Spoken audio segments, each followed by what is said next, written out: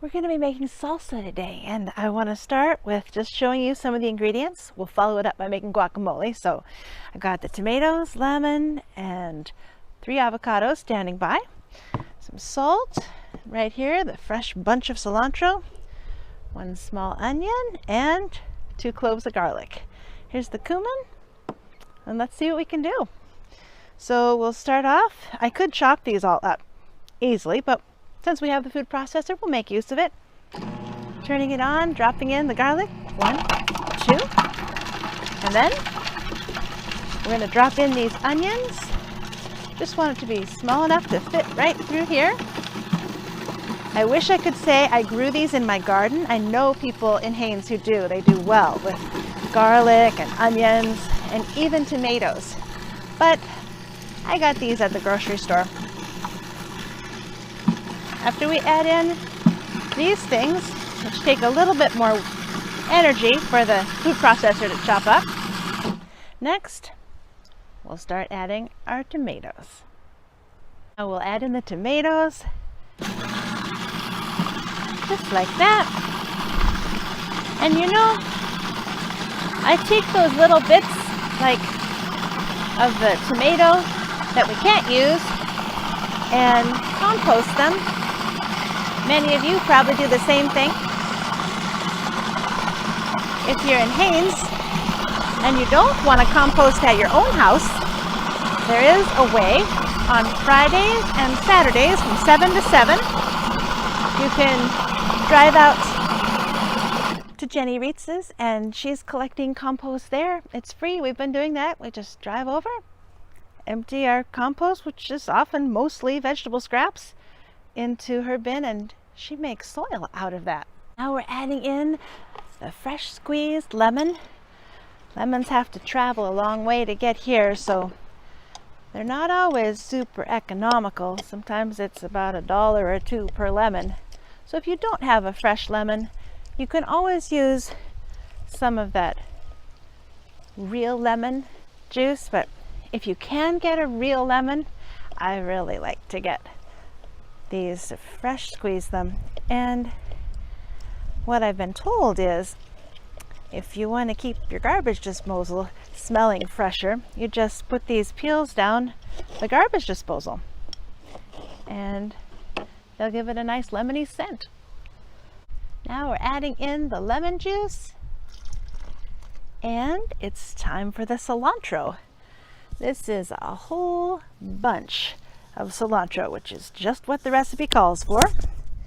And I'm just going to cut it enough so we can get it into the food processor. But there is something special about fresh ingredients. And this is the time of year when a lot of people are harvesting things from their garden and making things that are fresh. This is going to taste really good with tortilla chips, or it could be on top of enchiladas, black beans and rice. You have a lot of different options when you make salsa. Sometimes we even like salsa on fresh bread. It's delicious. Once you get all the cilantro in there, then you're going to want to press go again. And here, I'm just going to give that a little poke. There we go. And let's see if we can't get that to stir and stir. So now we have some delicious salsa, and we're going to be adding in the avocados. I just cut open these 3, and it's amazing to me. They were all beautiful. They've traveled a long way to get to Alaska. So we're going to save aside some of the salsa as just salsa. And then this we will add the avocados to, and that will turn into guacamole. So now that all the avocados are in here, we'll add just a pinch of cumin, and I'll just sprinkle it like that. Yeah, not too much.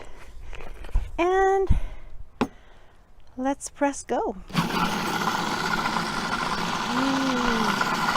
Looking good. Oh yeah.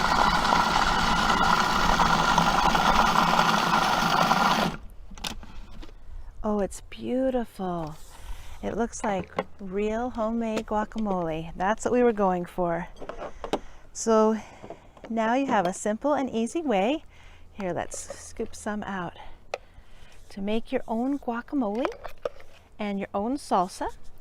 And of course you can see some easy substitutions, like if you didn't have time to get tomatoes or the grocery didn't have any tomatoes when you went there, you could use store-bought salsa, add it to avocados, and voila, you have homemade guacamole.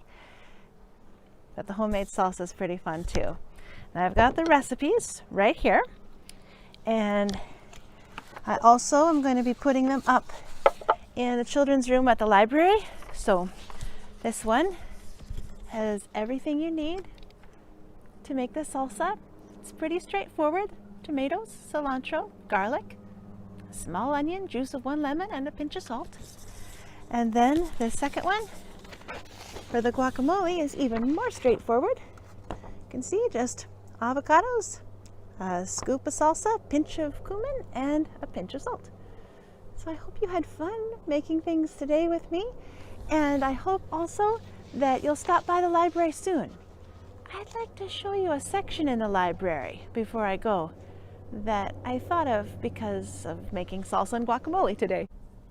The salsa and guacamole that we made today reminded me of books about places where you can easily grow avocados and tomatoes. Hawaii is one of those places, and I'm in the 917s right now, the travel section of the library. You might like to take a trip from the comfort of your own sofa as you read a book about places far away that are hot and sunny or really different from where you are now. This is a good time in history to take those kind of trips, using your imagination and some great books from the library.